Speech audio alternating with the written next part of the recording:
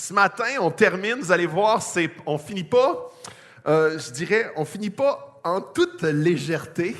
Vous allez voir certains, j'ai beaucoup de choses à vous dire, et vous allez voir, je vais commencer assez rapidement. Aujourd'hui, comment vivre comme un chrétien à la maison, au travail et dans nos relations, dans la vie en général. Vous allez voir, je vais être fidèle au texte. Alors, je n'ai pas le choix et je ne veux pas skipper des versets parce qu'ils sont difficiles à lire et à interpréter. Donc, vous allez voir, je vais aller verset par verset, mais ne sortez pas de la salle avant la fin. D'accord? C'est tout ce que je vous demande. Alors, restez assis. Si ça passe mal, prenez une petite gorgée de café, faites comme ça, et attendez jusqu'à la fin. Je suis à peu près certain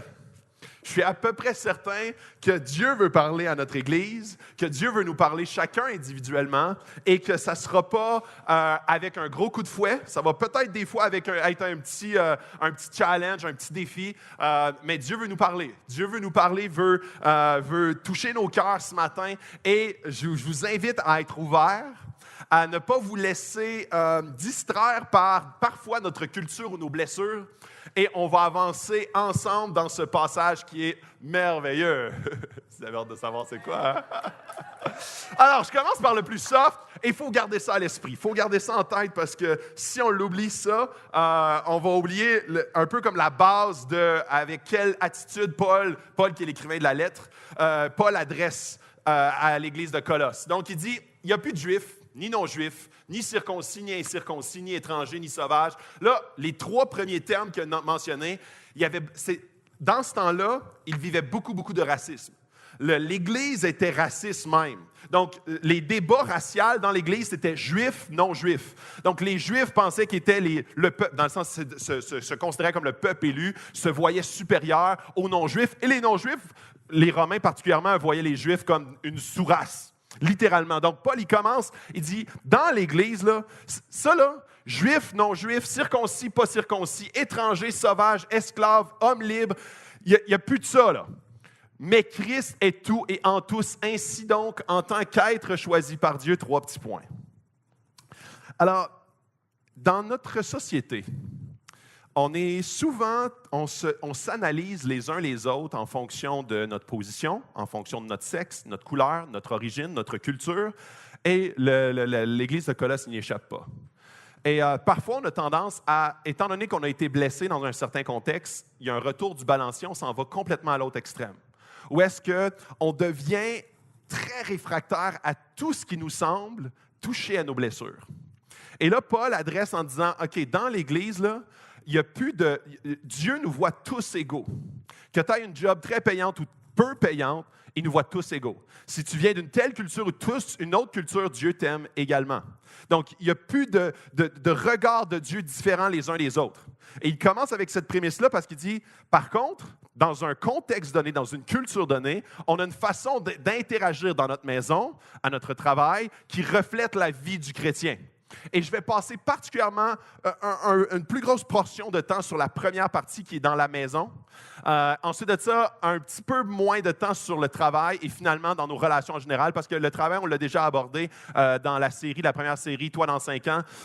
Donc, je ne vais pas aborder je ne vais pas rester longtemps sur cette portion-là. Et à la fin, dans nos relations en général, je vais terminer avec ça. Alors, vous allez voir... Le premier élément, c'est à la maison. Donc, dans la Bible, il y a toujours des vérités qui sont intemporelles. Il y a 2000 ans, c'était vrai. Dans 2000 ans, ça va être vrai. Et aujourd'hui, c'est vrai. Ça, c'est des vérités qui sont transcendantes, qui ne changent pas. Et il y a des éléments qui sont contextuels, des facteurs contextuels. Donc, d'une nation à l'autre, d'une problématique à l'autre, dans une ville à l'autre, les problématiques ne sont pas les mêmes. Alors, Paul ne les adresse pas de la même façon. Alors, parfois, le verset que je vais vous présenter, on aimerait que ce soit un facteur contextuel, mais ce ne l'est pas. C'est une vérité intemporelle. Et c'est clairement un des versets qui a été le plus souvent pris pour discréditer le christianisme. Pour dire, c'est archaïque le christianisme. La Bible, c'est archaïque, c'est tellement pas 21e siècle. Et on prend ce verset-là comme étant le verset phare pour détruire et discréditer la Bible. Et là, je vais amener les aspects pour lesquels ce verset-là et tous les autres ne sont pas un élément du contexte, mais c'est un élément qui est intemporel. Vous vous demandez, c'est quoi, n'est-ce pas? J'arrive. Alors, j'y vais. Et quoi que vous fassiez, en parole ou en acte, faites tout au nom du Seigneur Jésus en exprimant par lui votre reconnaissance à Dieu le Père. Femmes, à votre mari, comme il convient dans le Seigneur. Marie, aimez votre femme et ne vous aigrissez pas contre elle. Alors, je répète. Femmes, soumettez-vous à votre mari. C'est pas facile à lire, hein? C'est pas facile à lire. Et là, partez pas tout de suite, OK? Partez pas tout de suite. C'est tellement... cette phrase-là a été tellement prise et... Je vais vous lire quelque chose que je trouvais fascinant. Dans les années 60, il y avait un manuel d'économie familiale destiné aux femmes et qui a passé sur Facebook. Puis je trouvais ça très drôle. C'est un texte réel, OK? Et il y a tout un explicatif pour chacun des termes que je vous donne. Donc ça, c'était comme des directives données aux femmes. Et ça disait, extrait authentique d'un manuel scolaire catholique d'économie domestique pour les femmes publié en 1960. Donc, faites en sorte que le souper soit prêt. Soyez prêtes. Rangez le désordre. Pendant les mois les plus froids de l'année, préparez le poêle pour que la maison soit chaude. Réduisez tous les bruits au minimum. Écoutez-le. Il se peut que vous ayez une douzaine de choses importantes à lui dire, mais son arrivée à la maison n'est pas le moment opportun. Ne vous plaignez jamais s'il rentre tard à la maison. Ne l'accueillez pas avec vos plaintes et vos problèmes. Lorsqu'il a fini de souper, débarrassez la table et faites rapidement la vaisselle.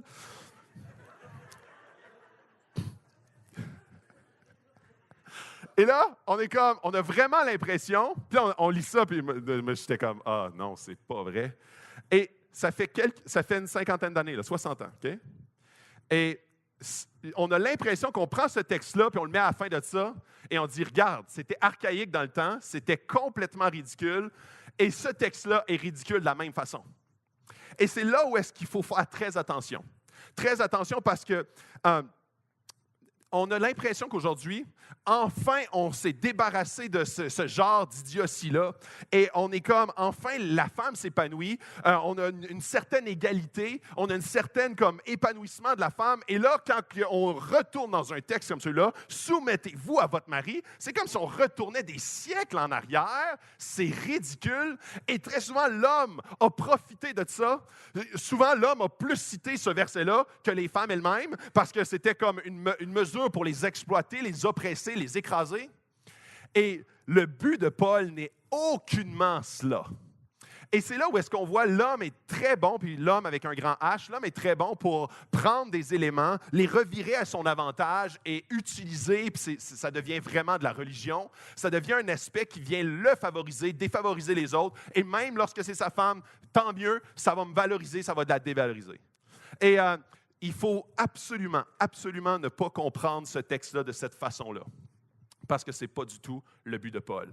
Ce texte-là était scandaleux à l'époque. Pas à cause de ça, pas pour cette phrase-là. Cette phrase-là, c'était la moins scandaleuse de tout le texte de Paul. Pourquoi? Parce que dans ce temps-là, les femmes n'avaient aucun droit. Les esclaves n'avaient aucun droit. Et dans ce texte-là, c'est la première fois qu'un philosophe ou un magistrat, ou peu importe, adressait les maris, les patrons, les gens qui sont en autorité, parce que normalement, ces gens-là qui étaient en autorité, les maris, les patrons, avaient une totale autorité.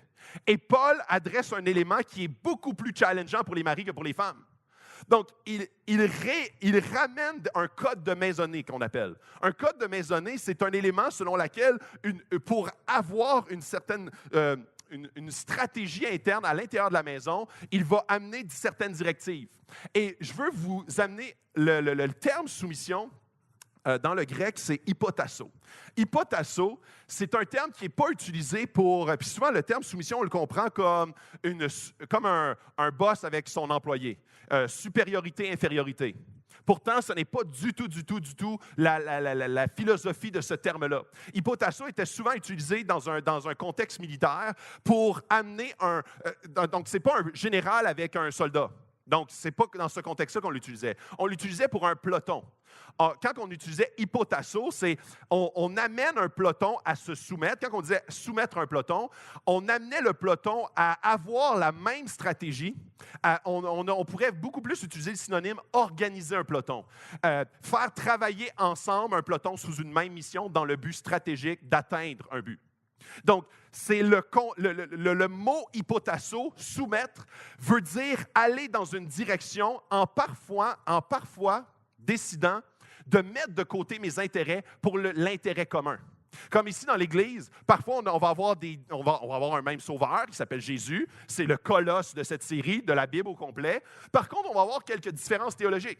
Il y a des gens qui vont croire que Dieu va revenir à millénariste, prémillénariste. Si vous ne connaissez pas ça, ce n'est pas grave. Il y a des gens qui sont calvinistes et des gens qui sont arméniens. Si vous ne connaissez pas ça, ce n'est pas grave. On pourrait s'ostiner des jours et des jours sur ces aspects-là. Puis maintenant, on dit, par souci de mission, on va mettre nos différences de côté pour s'allier toutes dans une même direction. On va se soumettre, s'organiser ensemble, en collectivité, dans une même direction, par souci de mission. Donc, c'est le même principe. Où est-ce que, dans le couple, on est appelé à faire un, on est appelé dans une même mission, dans une même direction, vers une direction commune, dans le but d'être plus stratégique et plus utile. Maintenant, ce n'est pas un verbe qui est limitatif ou diminutif. On l'a vu dans plein d'autres passages dans la Bible où est-ce que le terme de l'homme et la femme, quand on dit même dans Genèse où est-ce que la femme est l'aide de l'homme, souvent on a pris ce terme-là comme étant un diminutif. Pourtant, on voit clairement comment est-ce qu'un aide, c'est quelqu'un qui souvent, quand tu aides ton enfant, c'est quelqu'un qui est indispensable pour pouvoir aider, pour pouvoir faire progresser. Donc, ce n'est aucunement une notion d'infériorité ou supériorité. Et Paul commence en disant qu'il n'y a plus d'affaire de supériorité-égalité. On est tous un en Christ. Sauf qu'on veut avoir un souci d'aller vite, d'être stratégique, d'être efficient. Et pour ça, il faut s'organiser en collectivité. L'autre aspect qui est très important, puis là, je vais vous lire un texte que j'ai lu dans la presse le 2 décembre 2013. Et ça vient d'un chercheur qui a étudié longuement le cerveau des hommes et des femmes. Et il dit ceci, il dit « Il est aussi frappant de constater combien les cerveaux de la femme et de l'homme sont vraiment complémentaires. » Relève Ruben Gur, professeur de psychologie à la faculté de médecine de l'Université de Pennsylvanie. Cette recherche a ainsi démontré que les femmes sont supérieures aux hommes pour la capacité d'attention, la mémoire des mots, des visages, ainsi qu'aux tests d'intelligence, mais les hommes les surpassent en capacité et vitesse de traitement de l'information. Un homme et une femme sont une équipe complémentaire qui, lorsqu'ils travaillent ensemble dans une même mission, dans une même direction, deviennent efficients. Et très souvent, on a compris ce texte-là en disant « OK, la job de la femme, c'est se soumettre, la job de l'homme, c'est d'aimer. » Non. Pensez-vous que ici, Marie, aimez votre femme, mais les femmes, vous pouvez l'haïr, votre mari, c'est pas important. Vous autres, vous n'êtes pas obligé de l'aimer. Vous, lui, il faut qu'il vous aime. C'est quelque chose les deux éléments s'appliquent aux deux. Je vais vous lire un autre texte que je trouve vraiment fascinant. La soumission, c'est ainsi une disposition à accepter la dépendance. La dépendance est une restriction de sa liberté, c'est reconnaître que l'on a besoin de l'autre. En clair, celui qui est soumis, c'est celui qui renonce à sa capacité à tout gérer de façon autonome. Celui qui est soumis reconnaît le lien, l'interdépendance qu'il a avec un autre. Celui qui est soumis admet sa dépendance. Celui qui renonce à se gérer de façon autonome. Celui qui est soumis, c'est celui qui vit et réalise l'interdépendance de sa relation. C'est affirmer que non seulement le mari doit aimer sa femme, mais la femme doit également aimer son mari. Non seulement la femme doit être soumise à son mari, mais le mari doit également être soumis à sa femme. Donc, il y a toujours un aspect de travail d'équipe, d'interdépendance qu'on cherche à atteindre. Sauf que dans la différence intemporelle des hommes et des femmes. Je lisais dans le Psychology Today que le plus grand défi des femmes repose sur le lâcher-prise, la difficulté à lâcher prise. Et quand Paul arrive avec « Femmes, soumettez-vous à votre mari », il adresse un élément central, une caractéristique générale des femmes, et tantôt je vais parler des hommes, pourquoi il adresse cet élément-là. Il adresse un élément que, d'une caractéristique générale, le lâcher-prise fait partie d'une difficulté féminine. Et moi, dans mon couple, je suis, dans le sens, ma femme, c'est une chance qu'elle a ce cerveau-là que je n'ai pas. Si j'étais seul, mes enfants n'iraient pas souvent chez le dentiste. Ils n'iraient pas souvent chez le médecin. Parce qu'elle pense à ces choses-là. C'est les éléments qu'elle prend en charge. Même, c'est elle qui va souvent déceler des éléments chez les enfants. Puis moi, j'ai jamais vu ça. J'ai jamais... mon petit gars, ça y a pris un peu de temps dans son langage. Il y avait un retard de langage. Et moi, j'étais comme, c'est un enfant, il est assez jeune. Elle lisait là-dessus, elle est entreprenante. Donc, cet aspect-là est clairement dans l'équipe un atout, mais peut devenir une menace. Donc, parce que le lâcher-prise va l'obnubiler, va la conduire à vouloir contrôler, amène l'insécurité et éventuellement va la drainer énormément. Donc, quand Paul adresse cet aspect-là, il adresse un aspect féminin et masculin. Un chrétien qui se soumet n'est pas une sous-personne, mais une personne qui se met sous la mission de Jésus. Un chrétien se soumet à Jésus, c'est pour être plus efficace dans sa direction. Un homme, et ça, écoutez-moi bien les gars, et je t'inclus là-dedans, là, OK? Les gars, un homme ne devrait jamais, jamais, jamais solliciter la soumission de sa femme. Jamais. Est-ce que c'est compris, guys? Merci. Et je veux être très concret ce matin, OK? Je ne veux pas que vous sortiez d'ici avec une pensée floue de ce que ça pourrait représenter. La soumission a énormément à voir avec le respect et l'honneur. La façon d'honorer et de respecter son mari. Et c'est un aspect qu'on voit de façon courante, de façon continuelle, où est-ce que la femme est appelée à honorer son mari. Et je vais vous donner des exemples concrets, et je ne l'ai pas fait seul, je l'ai fait avec ma femme, ça. Je l'ai fait avec ma femme pour que ce ne soit pas comme les éléments, la liste d'exemples, je les ai construits avec ma femme pour qu'on puisse avoir ces aspects-là de l'homme et de la femme qui sont dans nos faiblesses et qu'on veut être adressés. On veut que l'Esprit nous pointe ces aspects-là pour qu'on voit de quelle façon, parfois j'aime mal ma femme et parfois elle honore mal son mari et qu'on peut aller dans une direction d'amélioration ensemble. Donc, exemple pour les femmes négatives. Donc, le dénigrement, surtout en public, insatisfaction et mépris subtil. Des façons des soupirs. Surtout, il y a du monde. Des soupirs qui fait sentir la moquerie, le manque d'honneur, le contrôle de la façon de faire, ou c'est comme ça, ou comme... un contrôle excessif sur la manière d'arriver, surtout avec les enfants, la cuisine, des domaines classiques. Ramener les gaffes du passé, / la rancune. Reproche leur incompétence, surtout au niveau des enfants. Mépris par domaine, dans différents domaines précis. Tu le compares à ce gars parfait dans leur entourage, ou pire, son meilleur ami. Le traitement du silence, / bouder. Utiliser le sexe comme une arme. Apprendre à séduire son mari seulement. Apprendre à garder... Puis, dans le fond, les hommes, leur défi, c'est davantage les yeux et les pensées. Les femmes vont être davantage d'avoir les yeux, de séduire, pas de séduire de façon comme entreprenante, mais d'avoir les yeux, d'avoir le regard de certains hommes. Le défi des hommes, maintenant. Marie, aimez votre femme et ne vous aigrissez pas contre elle. On appelle les maris à aimer. Et ça passe très bien parce qu'on est comme, ben oui, aimer, tu sais, aime ta femme, tu sais. C'est comme ça a l'air plus soft. Sauf que, à chaque fois, 90% dans la Bible, le mot amour ne définit pas les émotions, définit l'amour en action. Donc, quand Jésus dit aime ton prochain ou aime ton ennemi, c'est pas comme aime ton ennemi. C'est aime ton ennemi. Comme, t'attends pas que tu le feels pour passer à l'action avec. Quel mot vous pensez que Paul ici a utilisé? Agis, body.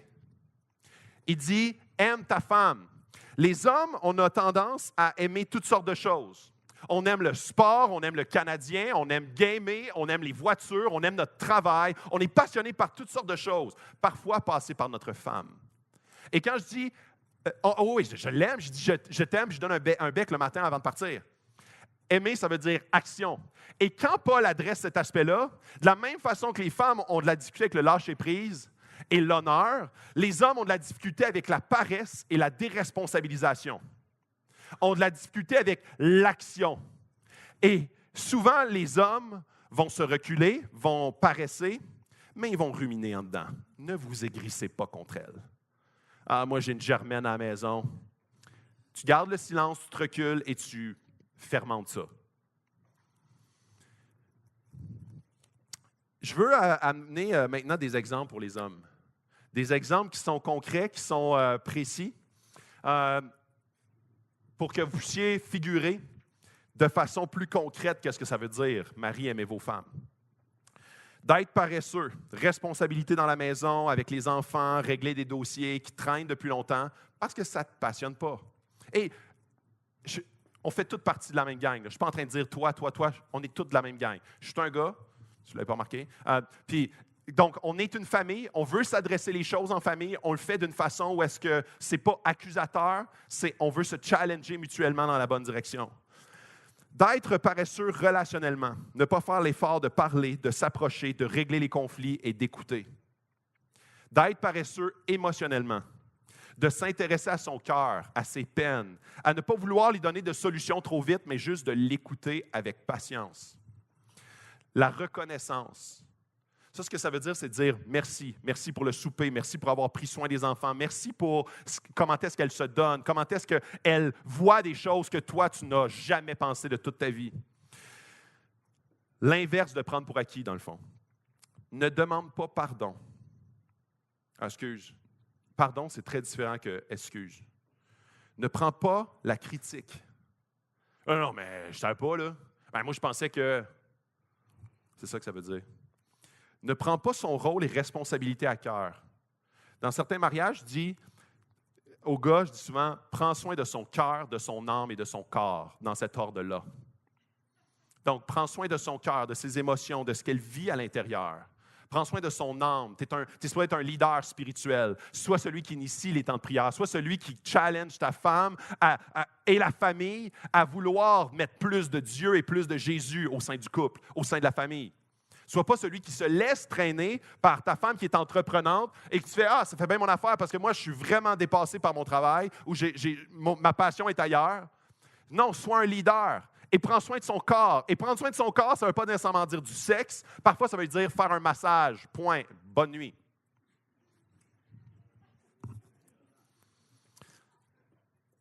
Le règne du silence avec irritation. D'avoir une chicane. Et tantôt, vous l'avez vu, les femmes sont supérieures au niveau de la communication. Au niveau du cerveau, leur cerveau, quand il y a une sécrétion d'estrogène et de testostérone à l'âge de 8 à 12 ans, le cerveau des hommes se s'inhibe au niveau de tout le côté gauche, qui est le côté de la parole et de l'aisance émotionnelle, s'inhibe pour développer beaucoup plus l'aspect physique. Et les femmes, c'est l'inverse. L'aspect gauche du cerveau se développe. C'est pour ça que les femmes sont supérieures au niveau émotionnel et au niveau de la communication. Donc, l'homme, dans un conflit quelconque, souvent, va vivre le conflit, a de la difficulté à l'exprimer, a de la difficulté à exprimer ce qu'il vit. Qu'est-ce qu'il fait, le classique? Il s'en va dans le garage et tape sur son char. Tape sur son char dans le sens, je vais faire un changement d'huile. Et ne vous aigrissez pas contre elle, là. C'est tellement actuel. Tellement actuel, parce que c'est quoi notre réflexe? Ah, je vais aller jouer au hockey, là, elle me tape ses nerfs. Ne vous aigrissez pas contre elle. Donc, notre faiblesse à communiquer efficacement et à l'aimer. Et l'aimer, ça ne veut pas juste dire « Ah, demain, je vais lui faire un gros câlin et ça va être oublié. » Ça, c'est ta méthode. Mais l'aimer, ça veut dire demander pardon. Ça veut dire, tous les éléments que je viens de mentionner, c'est des façons de l'aimer en action. Fuite relationnelle, conflit, voir mes chums, gamer, hockey, scier du bois, réparer mon char dans le garage. L'indépendance, d'être juste comme, je n'ai pas besoin d'elle, de devenir de plus en plus séparé au niveau du cœur. Aime ta femme aussi dans tes pensées. Apprends à la convoiter et à la désirer elle seule. Ça, il n'y a personne d'autre qui le sait, sauf toi et Dieu. C'est dans ta tête puis dans tes yeux que ça se passe. Et ça, ce n'est pas aimer ta femme. Donc, c'est un challenge pour chacun des sexes, basé sur comment on est fait, basé sur notre physiologie à chacun. Il y a vous savez, dans le patinage artistique, il y a tu sais, comme dans le patinage artistique, en couple, là, je parle, c'est le gars qui lead, c'est le gars qui dirige, mais son enjeu et son but, c'est de mettre en valeur la femme. C'est elle qui est belle, c'est elle qui fait les sauts, c'est elle qui lui, là, il la met au bout de ses bras. Donc, c'est identique dans le couple. Et ce film-là, il a sorti il y a quelques années, Les Rois du patin. Et pourquoi est-ce que c'est un petit peu awkward? C'est parce que c'était deux grands patineurs très, très bons dans leur domaine. C'est un peu drôle de voir Will Ferrell, bon patineur. Mais il était très bon. Puis une année, pour un concours de circonstances, les deux gars, ils se mettent à patiner ensemble en couple. Et c'est bizarre parce que les deux veulent prendre la pole position. Les deux veulent l'idée, mais pour se mettre en valeur. Et tout le long du film, c'est ça. Ils se compétitionnent à se mettre en valeur. Et il n'y a rien de plus laid que ça. Il n'y a rien de plus laid que ça. Et les gars, puis ça, c'est une opinion personnelle, c'est pas biblique, je ne sors pas de la Bible là, ou d'une étude quelconque, c'est une opinion personnelle. Les gars, on a tendance à être plus égocentriques que les femmes. Combien de femmes monoparentales versus des hommes monoparentales? Pourquoi? Parce que les gars, on est plus égocentriques. Donc, quand Paul nous interpelle à dire « Aimez vos femmes », c'est « Sacrifiez-vous ». Dans Éphésiens, on le voit, c'est un autre passage qui dit « Aimez votre femme comme Christ a aimé l'Église et s'est sacrifié pour elle ». Donc, se sacrifier pour elle, ça veut dire que Christ a été prêt à mourir pour son Église. Donc, soyez prêts à mourir à vous-même, à mourir à vos dadas, à vos passions pour aimer votre femme. Je continue. Oups. Enfants, obéissez à tous, à vos parents, car cela est agréable au Seigneur. Donc, souvent, on a l'image, « Hey, père, n'exaspérez pas vos enfants de peur qu'ils ne se découragent. » Donc, souvent, on a cette image-là de Homer Simpson avec Bart sur cette relation parent-enfant. Et dans le passage, on a tendance à voir qu'il parle aux enfants et aux pères. Mais en fait, père, c'est parents. Père, c'est les pères. Ça s'adresse au père et à la mère. Donc, enfants, obéissez à tous, à vos parents, car cela est agréable au Seigneur. Il parle aux enfants. On n'a pas beaucoup d'enfants ici dans la salle, ils sont à zone enfant, évidemment. Je vais passer assez rapidement. 4 mots-clés de obéissance. Qu'est-ce que ça veut dire, obéir? Respect, responsabilité, redevabilité, reconnaissance. Premier, respect.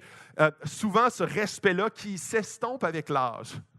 Plus qu'on augmente en âge, plus qu'on s'approche de l'adolescence et plus qu'on acquiert de la confiance en tant qu'adolescent et plus qu'on diminue en respect pour nos parents. Donc, quand il parle d'obéissance, le mot obéissance englobe différents aspects. Le premier aspect, c'est le respect. Le deuxième, c'est responsabilité. Tu peux vider la vaisselle, contribuer, tu as des devoirs, sois une partie prenante à la famille.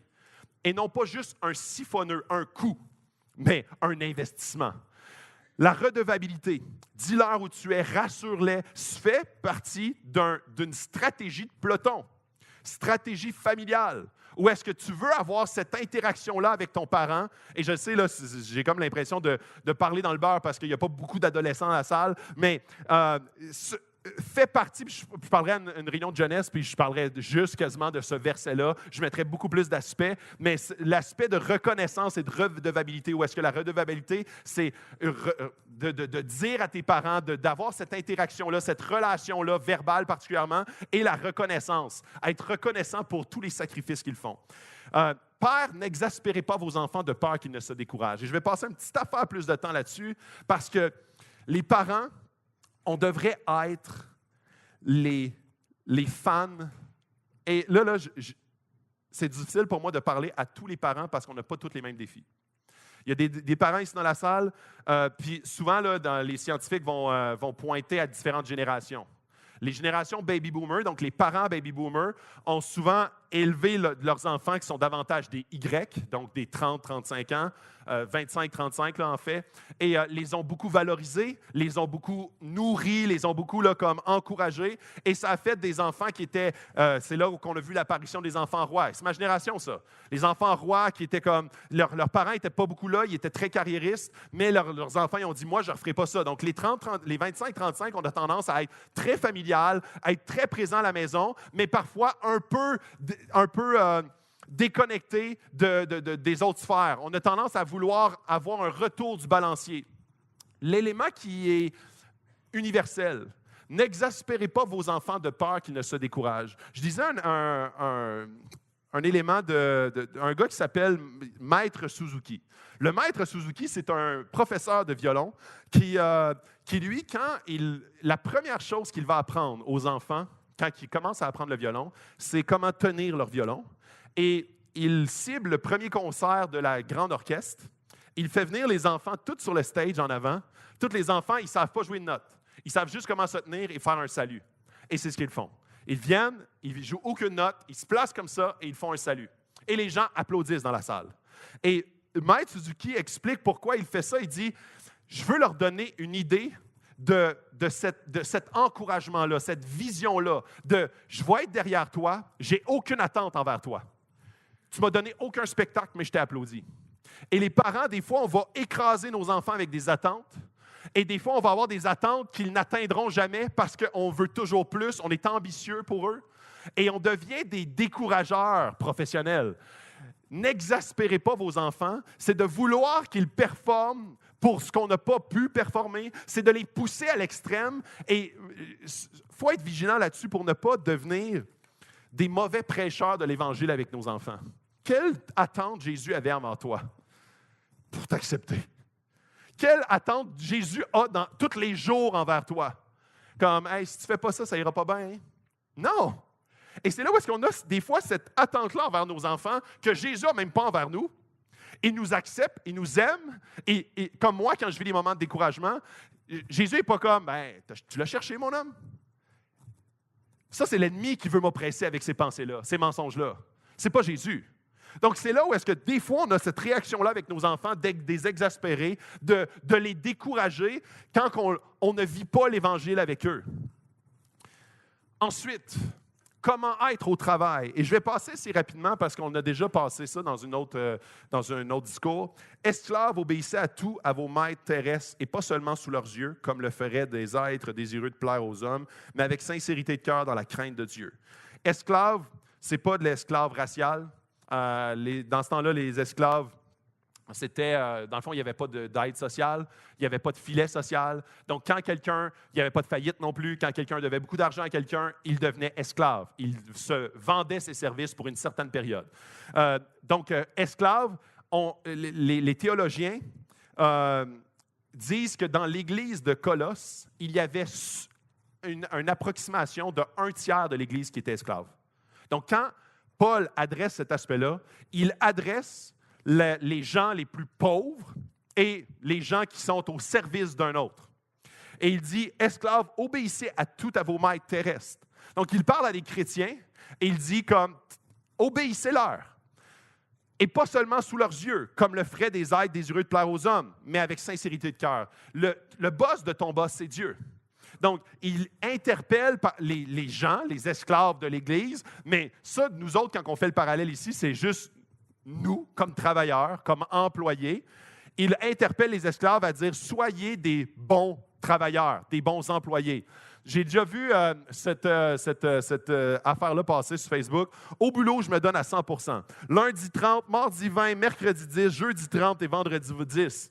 Et c'est là où est-ce que Dieu nous interpelle à dire « Soyez des bons employés ». Pas juste quand vous êtes regardé, pas juste quand vous avez une évaluation qui s'en vient, mais à tout moment, parce que c'est qui votre patron? C'est Dieu, c'est pas mon patron. Même si ton patron il est difficile.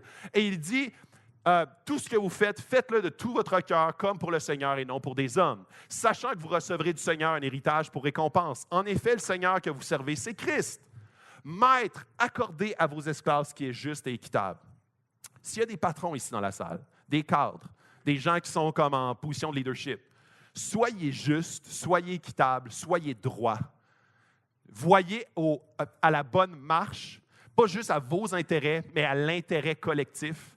Il y a un de mes amis qui c'est un patron d'une entreprise, un cadre, et j'aime tellement sa façon de voir ses employés. Il dit, c'est comme une famille chez nous. Puis c'est une assez grande entreprise quand même. Il dit, c'est comme une famille chez nous. Je veux qu'ils soient bien, je veux qu'ils aiment leur travail, je veux m'occuper de leur famille. Puis quand il dit s'occuper de sa famille, c'est en payant bien ses employés. Je veux comme quand j'ai à cadrer un employé, je veux le faire avec amour. Je veux le faire d'une façon humaine et digne. Et là, j'étais comme, wow! Sachant que vous aussi, vous avez un maître dans le ciel, et c'est Christ. Donc ça, au travail, il nous interpelle à vivre d'une façon à ne pas être centré sur notre bien, mais sur sa volonté. Et finalement, comment être dans nos relations, et je termine avec ça. Le passage qu'il adresse ici, c'est un passage que Simon, la semaine dernière, nous a partagé dans la formation Évangile langue seconde. Un passage qui est centré sur l'évangélisation. Et c'est assez drôle de voir comment est-ce que ce passage-là, il est tellement évocateur de plein de principes. Persévérez dans la prière, veillez-y dans une attitude de reconnaissance. Il commence en disant, en mettant sur un piédestal la prière. Et je fais une parenthèse ici, une petite parenthèse de 2 minutes, pour vous interpeller. Je sais que Marc va le faire tantôt, mais pour vous interpeller au jeûne et prières de samedi prochain. Le jeûne et prières de la semaine prochaine, c'est un moment où est-ce qu'on s'arrête pour prier, pour chercher la face de Dieu. C'est un moment où est-ce qu'on veut que Dieu nous parle. Et cette année, on a décidé un peu de changer la formule. On a décidé d'y aller vraiment par bloc, d'y aller avec 4 blocs très distincts, où est-ce qu'on va avoir un bloc complètement consacré à la louange, la reconnaissance, l'adoration. Ensuite, il va y avoir un autre bloc consacré à la recherche de la face de Dieu, la dépendance, d'1 heure, 1 heure et demie. Ensuite, il va y avoir un autre bloc, la supplication et les requêtes personnelles et collectives. C'est un bloc, dans le fond, le jeûne et les prières va durer 6 heures. Et ce que je vous encourage, c'est d'y être pendant 6 heures. Et je sais que ce n'est pas facile, il y a des familles, dans le sens des fois, il y a tout ce casse-tête-là. Vous pouvez venir pendant la fin, vous pouvez venir pendant le début comme l'habitude, mais ce qui est le plus important et ce que je vous interpelle, c'est de mettre en priorité la prière. Je rêve d'une Église où est-ce que de plus en plus la prière fait partie intégrante de notre Église. Pas juste comme une option, pas quelque chose qu'on essaie le plus souvent, mais c'est sans prière, on ne peut pas avancer. Sans prière, sans aller voir, chercher la face de Dieu. Dans l'Ancien Testament, je trouve ça tellement, il y a des histoires tellement évocatrices de « Avez-vous consulté Dieu? » Ah non, on n'a pas consulté Dieu, c'est pour ça qu'on a perdu la bataille. Et cette mentalité-là, cette pensée de comme la prière, c'est notre connexion avec Dieu, c'est notre intimité, c'est le moment où est-ce qu'on parle à Dieu, que Dieu nous parle, que son esprit se révèle, que l'esprit nous communique des paroles de prophétie, de connaissance. Il y a des éléments pour des gens que dans ce jeûne et prière-là, j'espère, vont être communiqués à nos cœurs. Il y a des moments où est-ce que l'esprit nous conduit à la repentance de façon très, très spécifique. Il faut s'arrêter. Et c'est tellement difficile dans notre ère actuelle de s'arrêter. S'arrêter là. Il n'y a rien d'autre de prévu. Il n'y a même pas de souper, il n'y a même pas de dîner à prévoir. On est en jeûne et on cherche la face de Dieu. Et que Dieu se révèle, que Dieu nous parle. Que Dieu nous montre à l'Église dans quelle direction aller. Que Dieu puisse aussi, dans même la première partie où est-ce qu'on est juste dans l'adoration, que Dieu se montre à nous tel qu'il est. Et quand que Moïse est allé sur le mont Sinaï, il monte sur le mont Sinaï, il rencontre Dieu et il revient et son visage est illuminé. Yeah. Qu'on puisse rencontrer Dieu, qu'on puisse comme à la fin d'une journée comme celle-là, on est comme, nos âmes sont illuminées parce qu'on a vu une parcelle de Dieu. Et je vous interpelle à pouvoir comme mettre ce moment-là, une partie de la journée ou toute l'après-midi, c'est de midi à 6 heures pour prier. Parce que persévérer dans la prière, ça prend de la persévérance pour prier. On est tellement dans une ère de multistimulation, où est-ce qu'on est stimulé par des écrans, par des informations. La prière, ça prend de la persévérance. Ça prend de s'arrêter et ne plus être stimulé par autre chose que le Saint-Esprit. Par sa parole, qui ne bouge pas, là. Il n'y a pas d'écran, il n'y a pas comme rien qui sort, il n'y a pas de la musique qui part. Sa parole. Persévérer dans la prière, veillez-y avec une attitude de reconnaissance. Et la reconnaissance, c'est notre état de cœur. Il y a peut-être des gens ici qui souffrent dans la salle. Et le premier constat de Paul, c'est, il dit, persévérer dans la prière, c'est pas facile, je le sais, c'est pas facile pour personne la prière, persévérer là-dedans. Avec une attitude de reconnaissance, avec une attitude de ce que tu as et non pas de ce que tu aimerais avoir, dans une attitude de ce que Dieu te donne et pas de ce que tu aimerais que Dieu éventuellement te donne. Priez en même temps pour nous, que Dieu nous ouvre une porte pour la parole afin que je puisse annoncer le mystère de Christ. Il prie pour des portes ouvertes. Et ça, il parle littéralement d'évangélisation. Il parle pour que de plus en plus, Dieu ouvre des portes pour que je puisse annoncer l'Évangile. Et Puis là, je veux pas irriter personne, d'accord? Je veux vraiment le dire avec amour. Je m'inclus là-dedans. Des fois, les chrétiens, on est weird. On est weird. On est bizarre. On saisit des portes qui ne sont pas ouvertes. On va dire des choses qu'une personne, ça manque de sensibilité. On peut dire comme le sang de Christ m'a lavé, mais la personne ne sait pas c'est qui Christ, puis elle ne sait pas encore moins c'est quoi son sang qui t'a lavé. Du sang, ça ne lave pas. Et c'est là où est-ce que des fois, on n'est pas sensible au cheminement de la personne. On va comme juste se conforter dans la façon de défoncer une porte qui n'est pas ouverte. Et c'est pour ça que Paul dit, ouvre des portes et que moi, j'ai le courage de la saisir. Mais ouvre des portes parce que c'est l'Esprit qui convainc, c'est l'Esprit qui rouvre des portes, c'est l'Esprit qui amène des circonstances dans nos vies, qui amène des gens à s'ouvrir, à nous partager leur cœur, à partager des moments difficiles. Et ça, c'est une porte. Alors, il commence en disant, oh, que Dieu puisse nous ouvrir des portes pour la parole afin que je puisse annoncer le mystère de Christ. C'est un mystère. Ça nous prend le Saint-Esprit qui fait son œuvre. Donc, si on enlève la prière, puis qu'on est juste dans l'argumentation, on est juste comme, je vais te convaincre, moi. Je vais te convaincre que la Bible, c'est vrai. Je vais te convaincre là, avec toutes sortes d'écrits, puis des tests, puis des stats, puis je vais te convaincre. On est en train d'oublier, puis ça, Paul, là, c'est un génie. Un génie qui a écrit la moitié du Nouveau Testament, puis il dit, hey, j'ai besoin de l'aide du Saint-Esprit pour qu'il y ait une porte ouverte, pour que je puisse communiquer le mystère de Christ, à cause duquel je suis emprisonné, et que je fasse connaître de la façon dont je dois en parler. Il demande de la sagesse pour savoir comment parler. Paul, si Paul en a besoin, moi j'en ai besoin. Si Paul en a besoin, on en a tous besoin. Il dit, OK, il faut que j'en parle d'une façon spécifique à chaque personne. Sois sage. Sois sage dans la façon que tu communiques l'Évangile aux gens. Il n'y a pas une méthode pour communiquer l'Évangile. Quand tu parles de ta passion, si tu as une passion dans ta vie, tu t'en parles.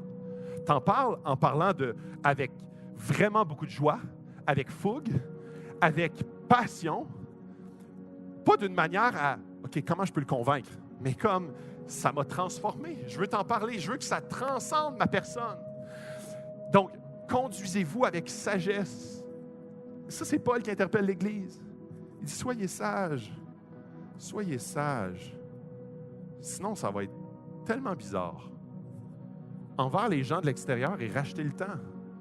Investis ton temps où est-ce qu'il y a une porte ouverte, où est-ce que l'Esprit est en train de travailler. Travaille avec l'Esprit.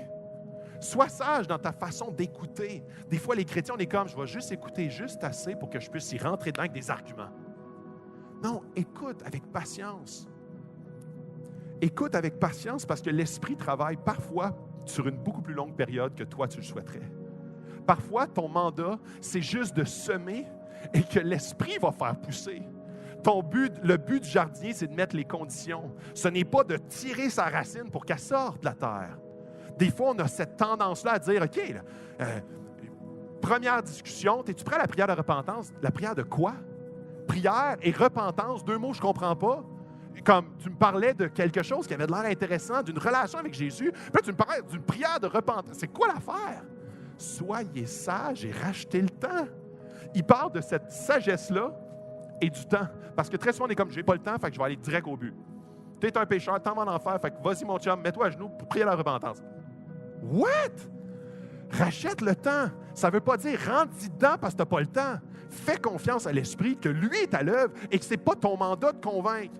Toi, ton mandat, c'est de prêcher l'Évangile, de semer.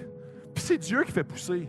Que votre parole soit toujours pleine de grâce et assaisonnée de sel.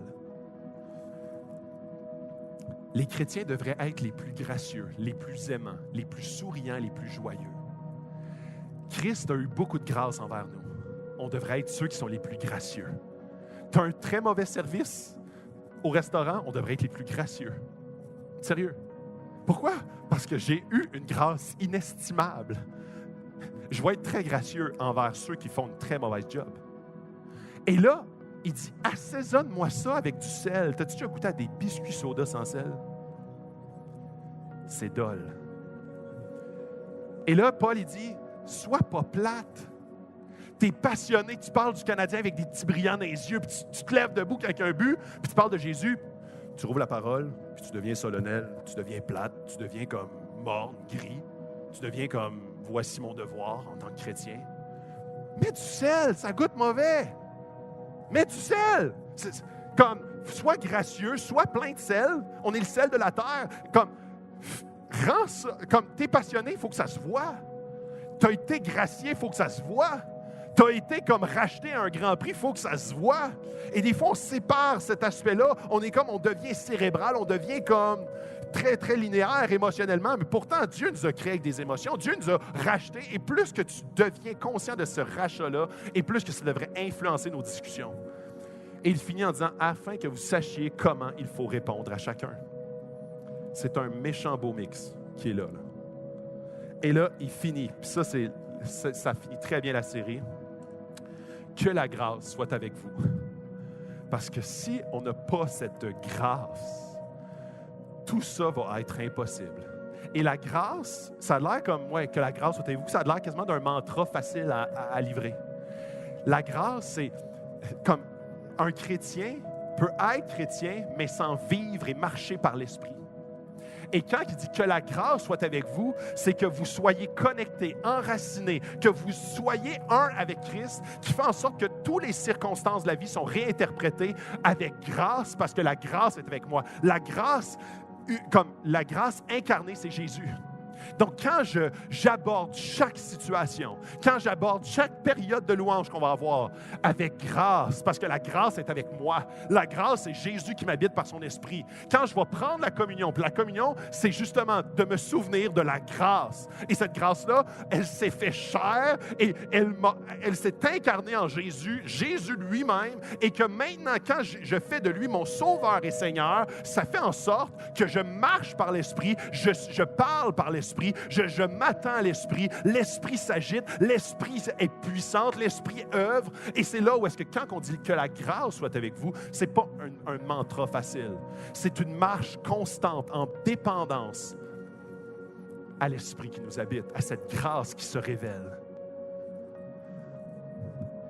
Notre Église, toutes nous autres, on a besoin de plus de Jésus, de ce colosse qui habite, qui est venu sur la terre, qui a marché sur la terre, qui a donné son corps. Et quand on mange le pain, c'est son corps qui a été brisé. Quand on boit la coupe, ça symbolise son sang qui a été versé. Il n'y a rien de magique là-dedans. Il n'y a pas Jésus qui rentre dans le pain. Il n'y a rien de magique. C'est un symbole puissant de cette grâce qui est avec nous tous les jours par son esprit qui nous habite. Et c'est là où est-ce que notre Église, chacun des gens qui composent cette Église, on a besoin d'être connecté. On a besoin de se reconnecter. Et ce matin, si tu te sens déconnecté, si tu te sens loin, si tu te sens appauvri, séché, si tu n'as pas besoin d'un bon discours, tu n'as pas besoin de la musique, tu as besoin de la grâce que tu découvres, que tu vois, qui te touche. Tu as besoin d'être conscient par le Saint-Esprit qui vient te prendre ton cœur et en prendre soin. Jésus veut se faire connaître à toi ce matin. Jésus veut te parler. Jésus veut nous parler en tant qu'Église. Jésus veut qu'on aille toujours plus loin avec lui. Il veut qu'on soit plus impacté par sa grâce et par son salut. Je vais finir avec un mot de prière. Je vous invite à vous lever. On va prendre un temps de prière. Si vous voulez prendre la communion, ce moment de communion, c'est un moment précieux pour se rappeler qui est Jésus, ce qu'il a fait. Le moment de louange, c'est un moment où est-ce qu'on peut dire à Dieu par des paroles et de la musique à quel point on l'aime. C'est un moment où est-ce que vous pouvez connecter avec Dieu. C'est un moment dans votre semaine, quelques chants, quelques moments, des moments de recueillement. Prenez ces moments-là d'arrêt comme une opportunité pour reconnecter avec notre Sauveur. Prions ensemble. Oui, Jésus, merci de faire de nous tes enfants. Merci pour ta grâce qui est infinie, ta grâce qui nous a touchés d'une façon ou d'une autre. Et Jésus, on a besoin de plus de toi, moins de nous. On a besoin, Seigneur, que tu affranchisses, que tu nous délivres, que tu nous amènes à plus d'obéissance dans notre famille, dans notre maison, dans nos relations, dans notre travail. On a besoin que toutes nos actions et tous nos mouvements soient empreints de ta grâce, que tu nous as fait goûter par le sang de Jésus, par Jésus à la croix qui a tout donné. Et que pour nous, maintenant, ce que ça signifie, c'est qu'on peut avoir accès à Dieu, on peut avoir accès à toutes ses richesses, on est héritier avec lui, on est affranchi de tout poids, de tout esclavage, du péché, du mal. Jésus, quelle grâce, quelle grâce. On a besoin d'être plus conscient de cette grâce. On a besoin d'être plus en contact avec ton Saint-Esprit. On a besoin d'être plus émerveillé par la grandeur de ton amour, par qui tu es. Jésus, visite ton Église ce matin. Ton Église qui est là. On est tous là, réunis devant toi. On veut, Seigneur, que tu touches nos cœurs. On veut que tu touches nos couples, nos familles. On veut que tu touches, Seigneur, notre ville. Touche cette ville. Visite chacune des personnes dans cette ville. Fais-leur sentir une soif pour te rencontrer. Ouvre des portes. Et que nous puissions avoir la sagesse de saisir ces portes, le courage d'ouvrir la bouche, et qu'on puisse avoir vraiment tout ce que tu nous mentionnes, d'assaisonner ça de sel, de racheter le temps. Dieu, utilise-nous comme des outils. Des outils, par contre, qui gardent toujours en tête que sans toi, on n'est rien, et que sans ton esprit, il n'y a rien qui va se passer. Dans le nom de ton Fils qu'on prie pour ta gloire. Amen. On va prendre un temps pour adorer Dieu maintenant. Que vous puissiez utiliser ce moment comme un privilège pour vous approcher de votre Sauveur. Bon matin, Axe.